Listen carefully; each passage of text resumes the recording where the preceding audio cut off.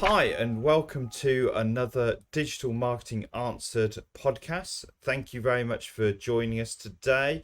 I'm really happy that I'm going to be talking AI and defining your sales and marketing team with Clotilde. Clotilde, thank you very much for Hello. coming on today.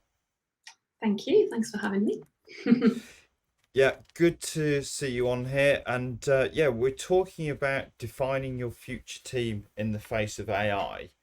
I suppose the starting point is really kind of how do you see AI impacting the marketing landscape at the moment, both in the UK and globally? What's going on?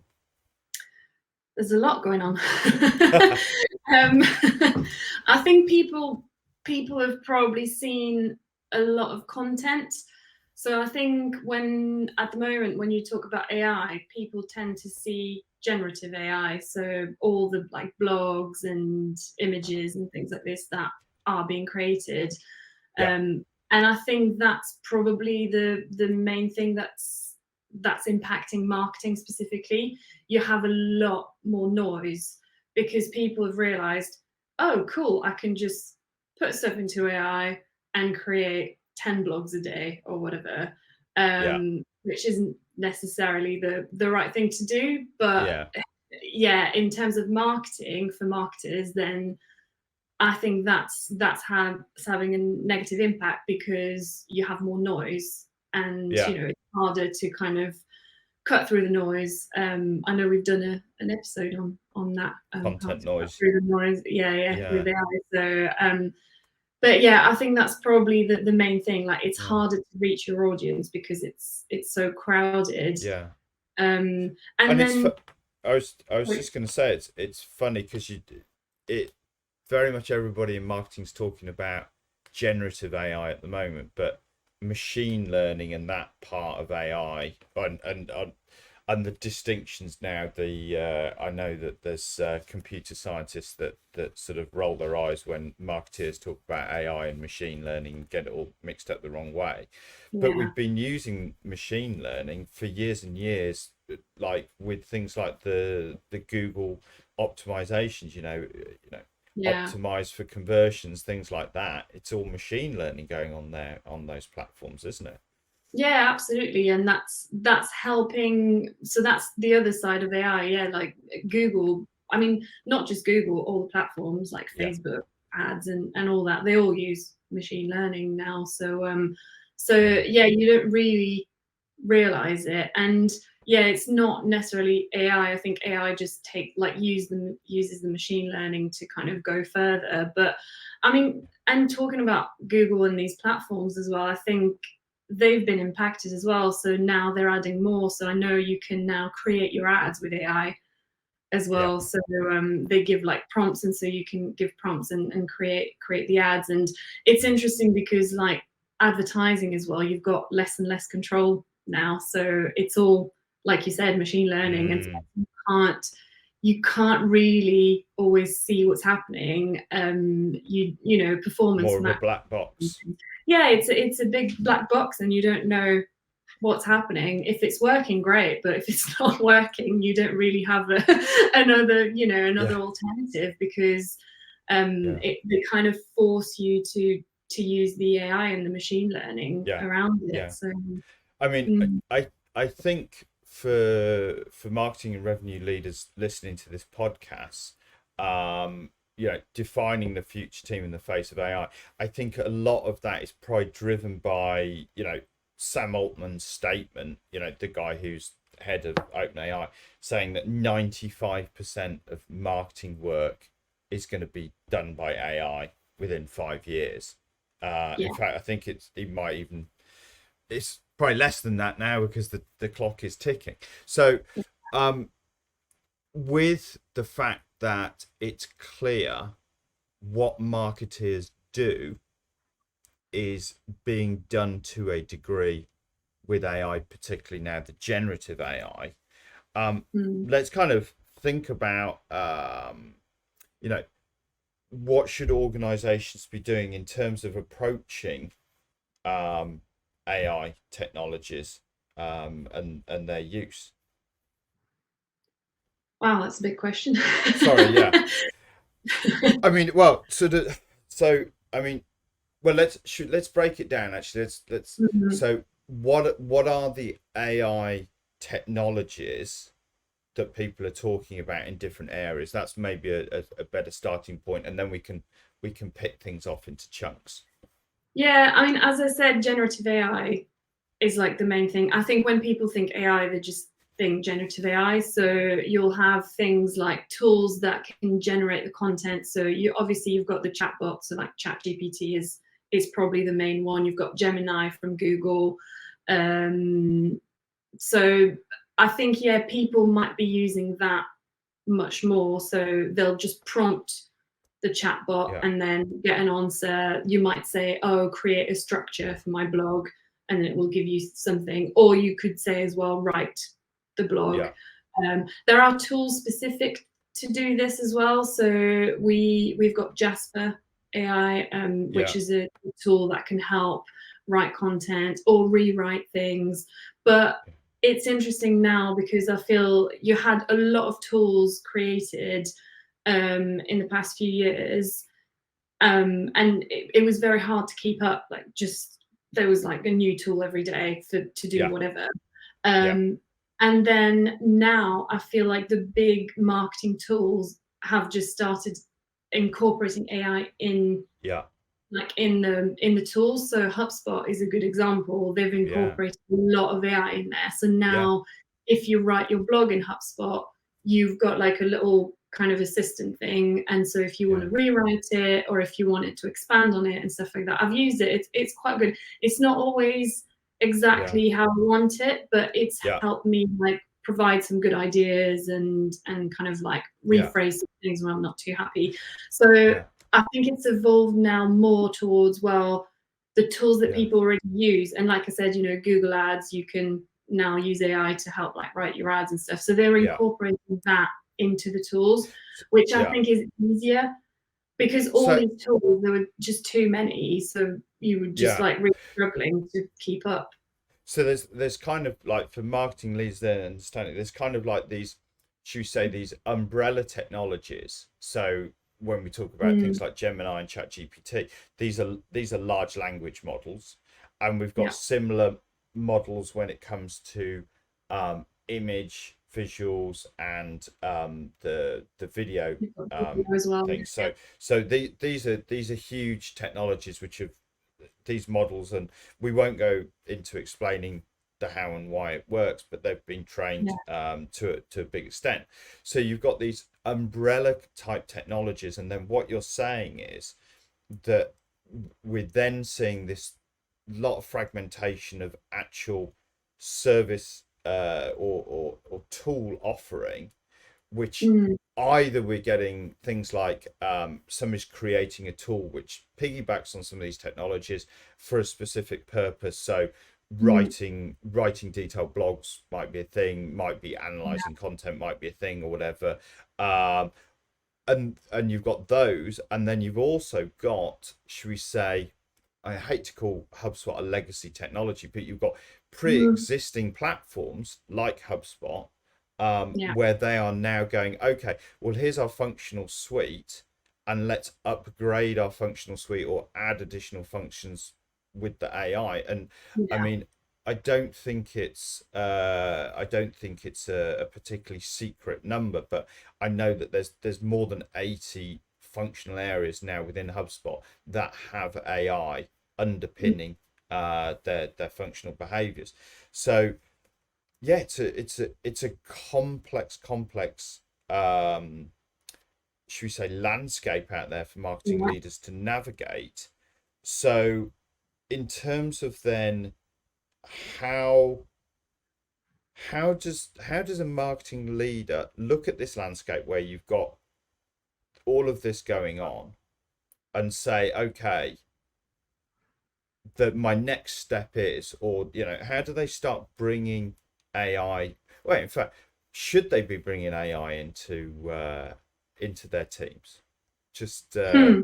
I think I know the answer, but you know, I think they should. Yeah, it's just it's hard, isn't it? Because I think you've got all these boards and all the CEOs being like, come on, let's use AI, guys. Let's, it's everyone's talking about AI.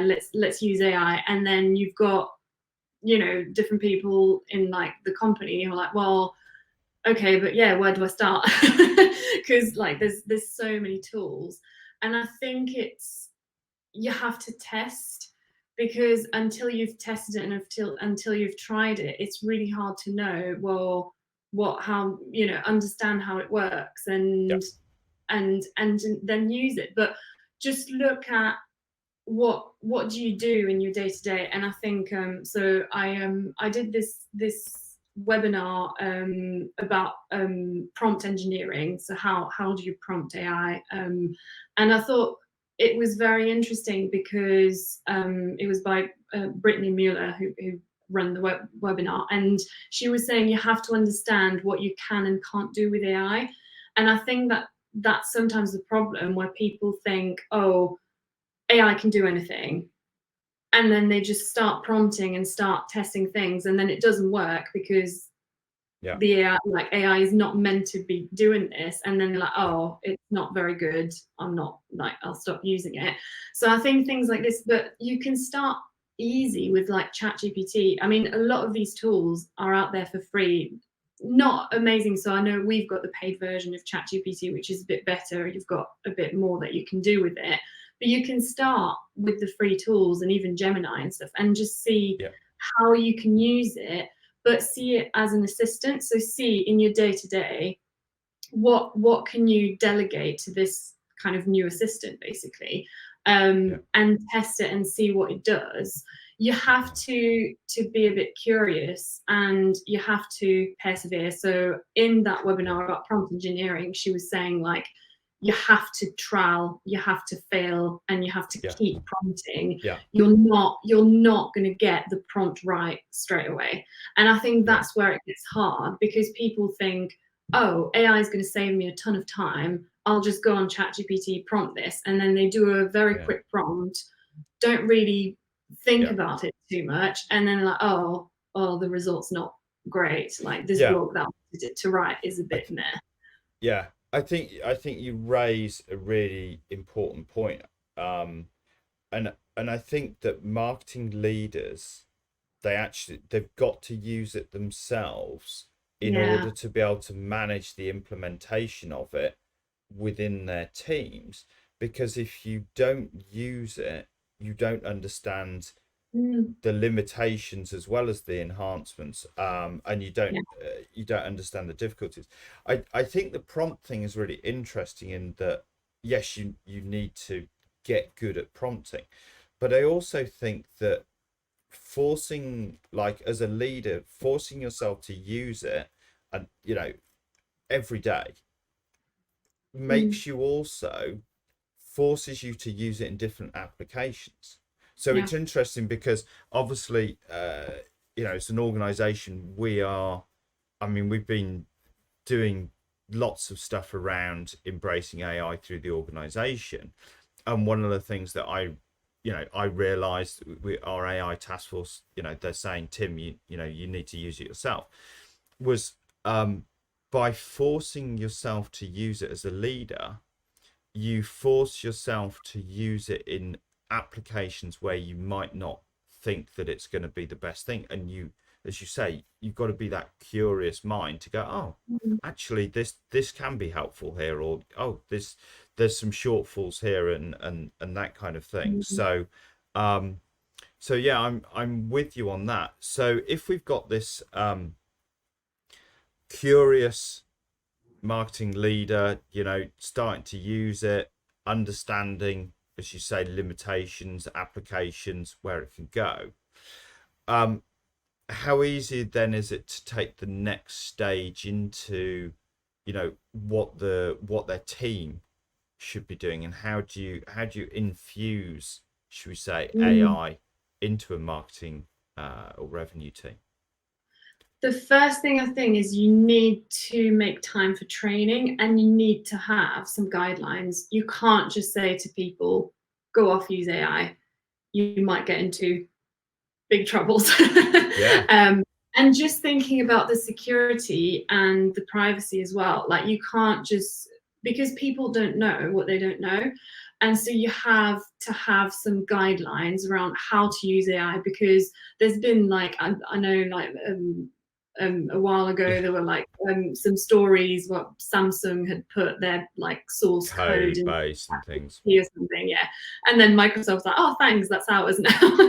And so they had to pay like a crazy amount of money to redo the source code. So you can't put anything, and so yeah, you need these guidelines to tell people don't put any private data in there, confidential data, because you don't know where it's going. Like, you know, OpenAI can have access to that. So I think that's the first step, like just making sure that you like people in your team are aware of what they should and shouldn't do, and then make sure that you allow some time for people to train on this and to use it. I think sharing is a good way of doing it. So for us, like the teams, like you've mentioned the AI task force. So what we did was we identified a few people in the team who were very much of this mindset of like very curious and playing around with it, and they had the right mindset to kind of just go for it and just try loads of different things and really question it and see what it's capable of doing. You want to have everyone in your team like that. You like it's just down to different people, different personalities. So identifying people like this, I think, helps lift everyone else.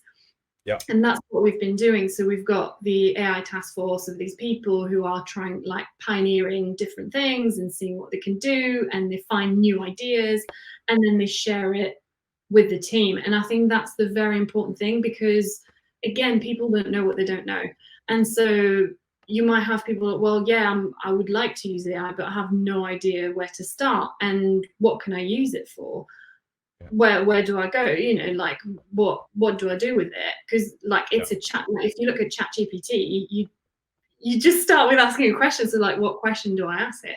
So sharing what people have done, how they've been prompting, sharing ideas, I think that's really powerful, because then it kind of prompts people like, oh, okay, you've used it for this, so maybe I can use this for another task that I have that's relevant to what I do.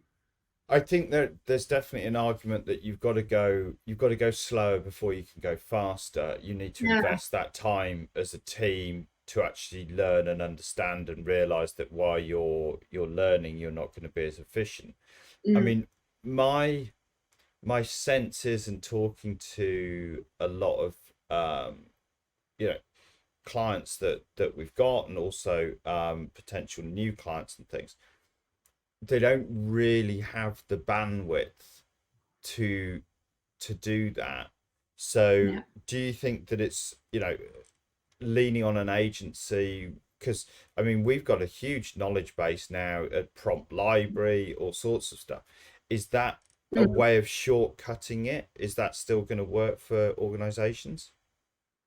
Yeah, and I think it depends on like your structure and who you've got in your team, but I think the idea of using an agency to kind of complement what you're doing and, fill in the gaps of knowledge, it still works with AI as well. So, the agency is here to pioneer the different ideas and see how we can make it more efficient, and how we can, give you more value out of what you're buying from the agency. And yes, you're right, Tim, because I think it's hard if you're in-house, because you've got all this AI stuff happening. It's moving super. I mean, digital marketing is moving fast, but AI is even next level. It's crazier, right? And so everything's moving so fast, and then you've got people in-house who are like, well, okay, but I can't keep up, and I've got my industry to keep up as well, which some clients we work with, their industry is moving fast as well, and so everything's changing.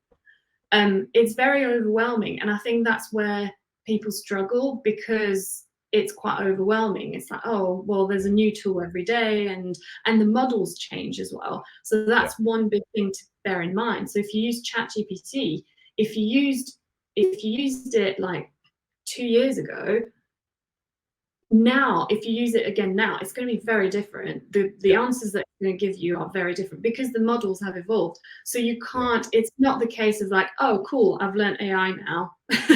I can just do it. You have to keep learning and keep using it to see how things evolve. And so, I think it's, having the right people to kind of move this forward.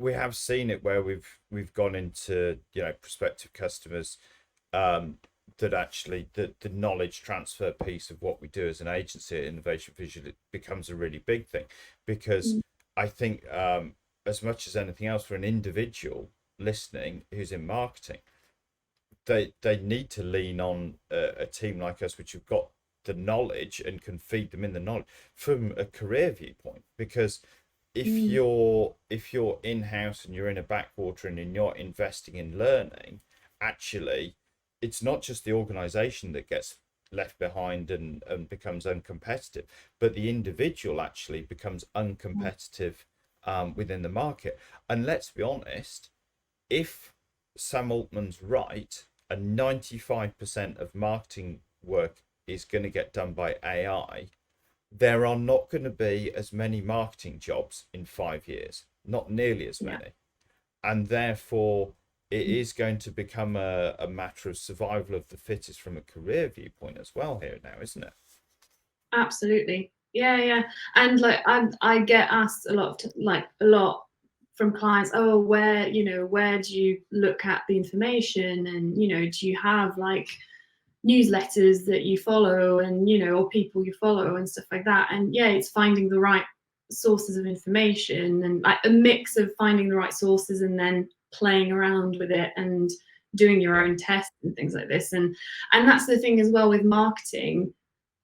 It's kind of the challenge and the beauty of it is like something that works for one company might not work for the other, and so you have to kind of test it yourself and try things yourself. But I mean, I know a lot of our clients have thanked us before for like, oh, this is like sharing the knowledge with them, and I think we have we helped a few people get promoted as well along the way. So, and I agree. You have to think about that, and that 95% stat is quite scary. So the positive is if you're embracing it, you're going forward and you understand it, and you've got support to get that knowledge, it can be great and you can go forward. But if we look at the other end of the spectrum, what are the roles within marketing teams that are most under threat from AI at this point?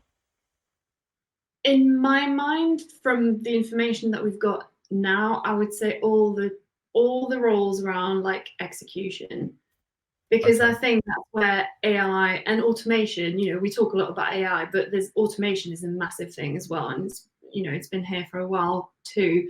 That I think so, like, I don't know, uploading stuff or writing social posts, or like even writing blogs and things like this.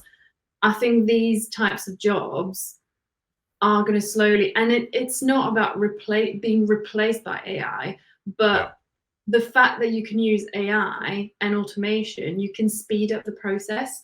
So if you've got loads of copywriters, I think you might not need 10 copywriters anymore, because one copywriter might be able to kind of like churn loads of content with oversight. And that's the thing, it's always the quality over quantity, and I think that's where a lot of marketers get it wrong. They're like, oh cool, I can churn out like all these things without so I think the execution part of it is probably probably going to get and at least it's not that AI is going to do everything. Obviously I don't know what the future holds, and I haven't seen, because you talk about AGI, which is like artificial general intelligence, which is what Sam Altman was talking about in that quote as well. It's like that's the next level of AI. When that comes out, we'll know what it's capable of, because at the moment no one really knows. But Yeah, at the moment, yeah, like I think it's using AI to kind of speed up the process and speed up the yeah, execution. So it's moving not away from the execution, but more towards the strategic side yeah, of things. yeah. And My feel is that it's siloed roles. So it's roles where, as you say, like it's execution, but it's a siloed role. So it's a content role, mm, creating and deploying content, or it's paid, or it's optimizing, technical SEO. It's kind of a single segment role is most at risk, because the the way that AI and machine learning works is, point a load of data at it to go from A to B. What has to mm, happen in the middle? That's what it learns. That's effectively, whether it's writing or creating an image or optimizing ads. It's like, this is our starting point. This is the end point we want. Here's a load of examples. Learn from it. yeah, And so, yeah, I think the marketing teams, if people are thinking about, okay, what do you need in your team? You need people that think across areas. So, as you say, strategy. So they need to understand how the tools work. And I agree that the tools are about augmentation of human mm, abilities. But as you say, if you've got 10 writers and you've got AI being used well, you can probably have less writers, but those are augmenting their capabilities, and one writer could 10x their output and still hit the quality, yeah, and it is about quality. um mm, but it's very hard to actually use AI to think about the human aspects of the marketing, which is this strategy, which is straddling different areas. If we do something over here, can we do this over here and do something different over there? I think mm. that's where the value is in the next generation of marketing teams. Yeah, and you've got like thinking about that, people who can run campaigns, for example, I think they'll still be valuable because they can use the AI to kind of distribute, but they do that kind of strategic piece or putting everything together. Okay, so we'll do this campaign on this subject. And they could, using AI, they could be like, okay, well, give me some ideas on blah. And then they Yeah, feed off these ideas from AI, create a really like cool campaign. They can be more creative as well. So I think a lot of people are, oh my god, AI is going to take all our jobs and there's not going to be any humans involved anywhere. and yeah, and from my perspective, it's not about that. It can, if you look at it from the side of like, it could free us to do the more creative stuff. Like you yeah, can just give the stuff that you don't want to do or that's a bit yeah, boring to AI, and then use that time to be more creative. So yeah, it's not like, oh, I've reduced my job hours by X amount because AI is doing all my work now. It's yeah, more, well, I've freed up my time so that I can provide more value by being more creative, by thinking a bit more outside the box. Because AI still can't, at the moment, it still can't really do that. So it yeah. can help with And ideas and stuff like that, but it can't go yeah, out of the parameters that you've given it. yeah. There's been a lot of talk as to what actually creativity means in the world of AI. And I think one of the things is that creativity isn't simply um, the wacky ideas of, the the ad men of old, or whatever, or visuals. Creativity doesn't have to be visually driven, but in fact, um, I think creativity in the sort of landscape of AI, coming and doing some of the marketing work, is actually understanding the human context, because AI hasn't grown up in the world. AI doesn't have empathy. AI sees data points, it doesn't see humans. And our core function as marketeers is, we are trying to persuade a human to accept our position, Mm, whether that's a product or a service that we're trying to sell to them, whether that's marketing a political viewpoint or a political party. It's the human aspect. And I think you're right, Clotilde, when you talk about if you remove the mundane, the functional mundane, it actually frees up our brains to then go, actually, what about the persuasion? What about getting in the mind of our consumers and helping, to understand what are the ingredients that will help that human change their position? Because good marketeers know that the best way of changing somebody's mind is to get emotions involved rather than simply logic. Absolutely. Yeah. But also I think the creativity side of things is that, remember, AI is like predictive text. So it looks at the data and then creates something. So you might ask AI to come up with blog titles, but it can't really come up with something brand new because it's using the data that it has.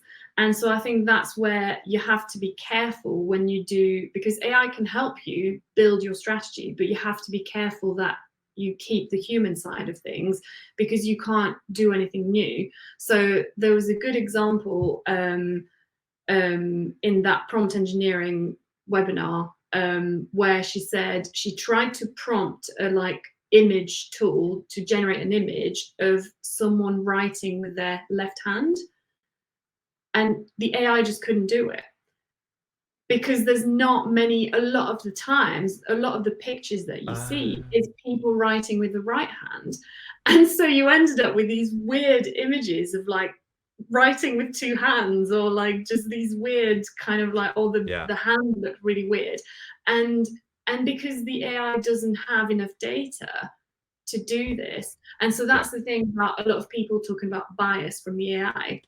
It's not that the AI itself is biased, it's just that the data could be biased. And so that's another issue. And so I think it's thinking about this idea as well of well, as a human, you should be able to think, and that's the thing, thinking outside the box, but thinking about these new things that the AI wouldn't be able to.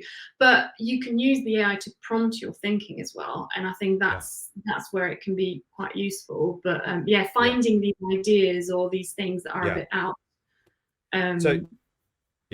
So bringing it back to the question about future teams, I think that what we're saying is the need for curiosity, the need for cross expertise, thinking and strategy becoming increasingly important.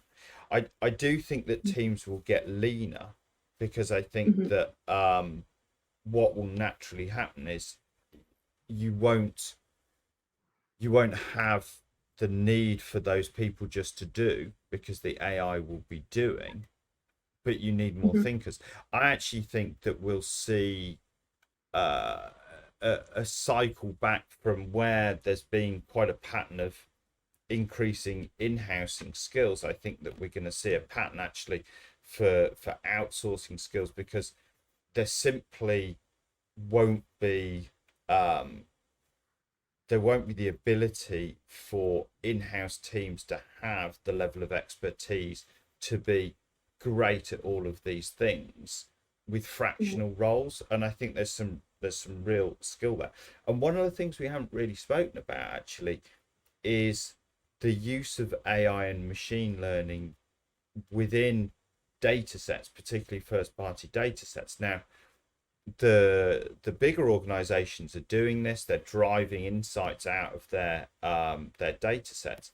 But I actually think that this is something where in-house teams just aren't equipped with the knowledge to really understand how to pull their data into a single source of truth about their audience, so their customers and their prospective customers. And then even if they are pooling their data, which is great because you need that, because you need all the data points for AI to learn, they don't really have the understanding of then what to do with it and what the strategies behind that are. Mm. So there's a whole enablement piece around technology that Yeah. really is highly specialized, and also transitory within organizations. So you don't want to have that person on, very expensive person on staff for a year, because the job only takes 6 or 9 months to get the enablement piece largely Yeah. done. It's a project. uh Yeah, once it's done, it's like, what does this person do? yeah, and then you move on to the activation, which is, Mm. okay, now we've got the foundation stones in place, let's make magic happen with that. And I Yeah. think that, yeah, this is it's a whole other conversation away from the generative AI is, I think, very front end content driven, but actually there's so much value in that mining, well, Mm. creation of value in first party data, but then mining that in a Yeah. strategic way. I think also the data side of things has been hard for like smaller companies, because the enterprise size companies, I think they can have like, they usually have the budgets, and they can hire like, data scientists and stuff like that to review the data. But when you're a smaller company, you don't necessarily have that access. But I think it's going to get easier, because like tools like HubSpot and all these, because they're including AI in there now, you Yeah. should be able to have access to this. And so then it's going to be interesting, actually. Will you still need data analysts for, if AI is, I mean, it's going a bit off topic here, but I don't have the answer to this question. No. But it's interesting because, yeah, if AI can get the data from your data set, then you just need someone to be able, like we just said, to be able to use it and do something with it. So activate, like, what do I do with these insights, and how do I turn this into marketing campaigns and whatnot. Yeah.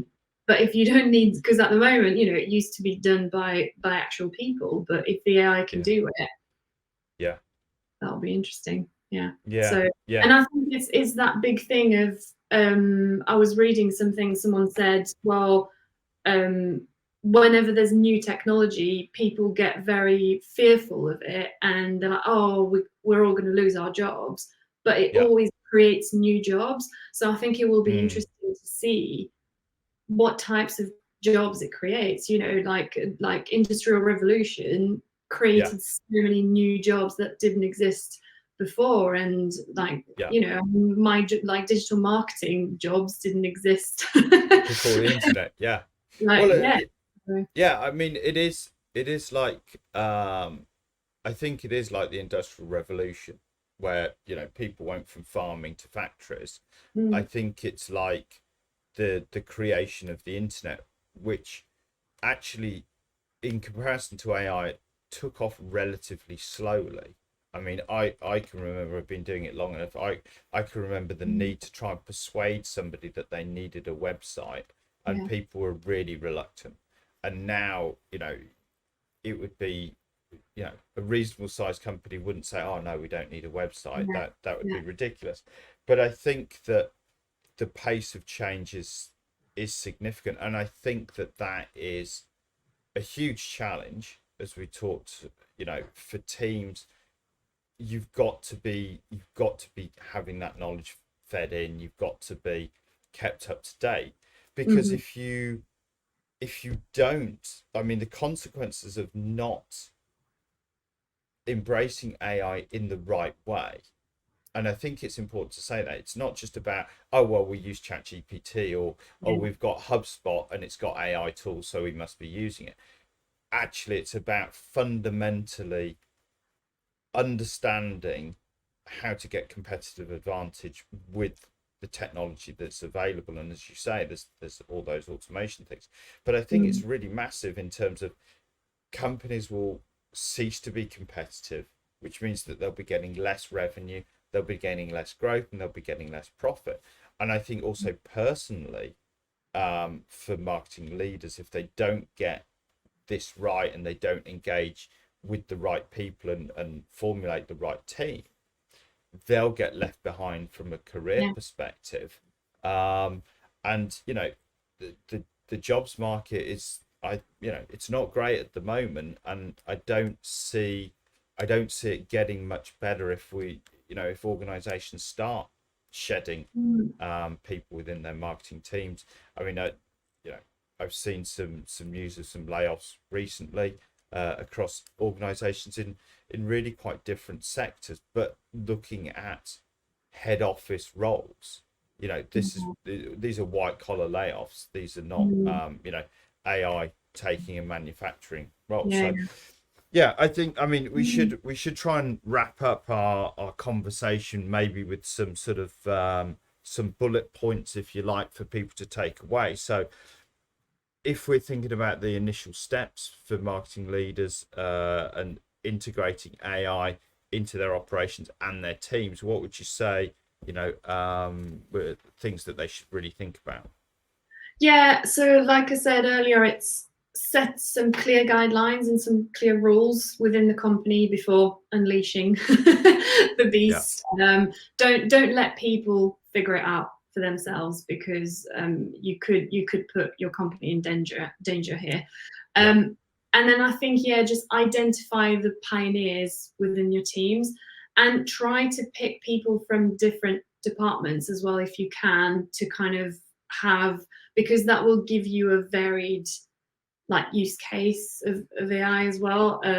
So yeah, but try to identify those people who are like curious and have that kind of mindset, and put them together so that they can exchange.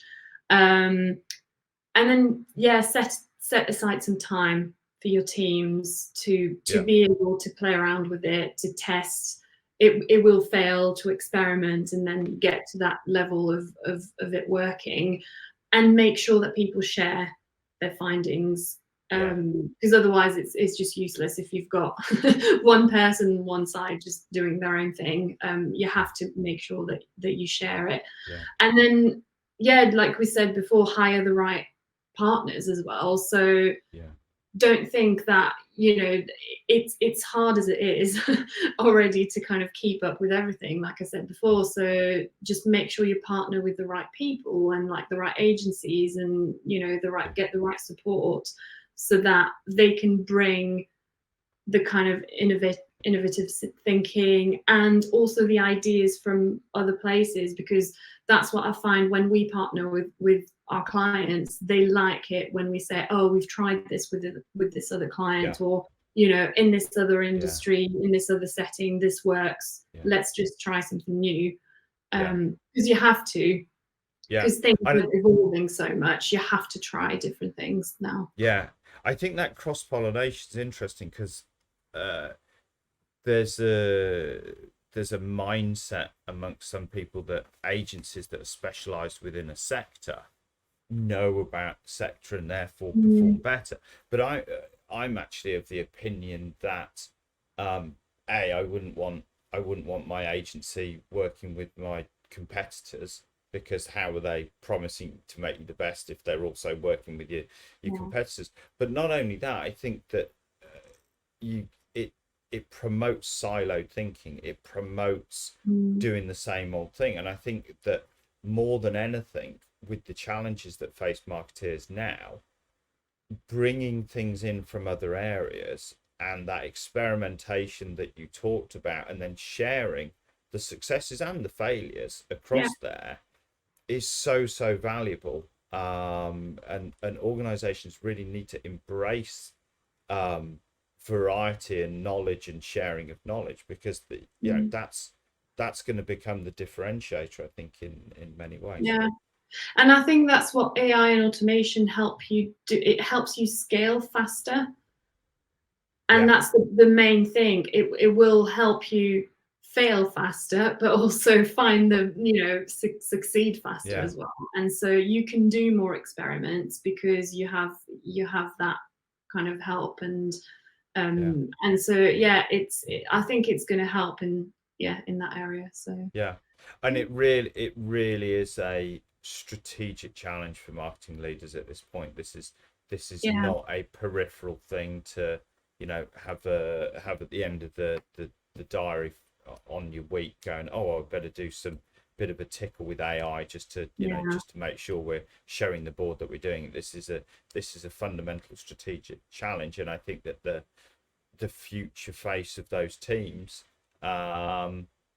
that's going to be something that people have to consider very greatly. And the fact that I think the team that you have today will be a different team, should be a different team in 6 months. It will also be different again in 12 months and 24 months kind of thing. So the ground is moving at an incredible rate. Yeah, and that's the thing. I think we spoke about the industrial revolution and stuff like that, but this is moving so much faster. So yeah, I think we're talking about it now, but like you said, in 5 years, who knows what's going to happen. But yeah, I completely agree. You can't just ignore it just because it keeps changing. You can't just put your head in the sand and ignore it. You have to prepare for whatever happens, but you have to prepare for it. Absolutely.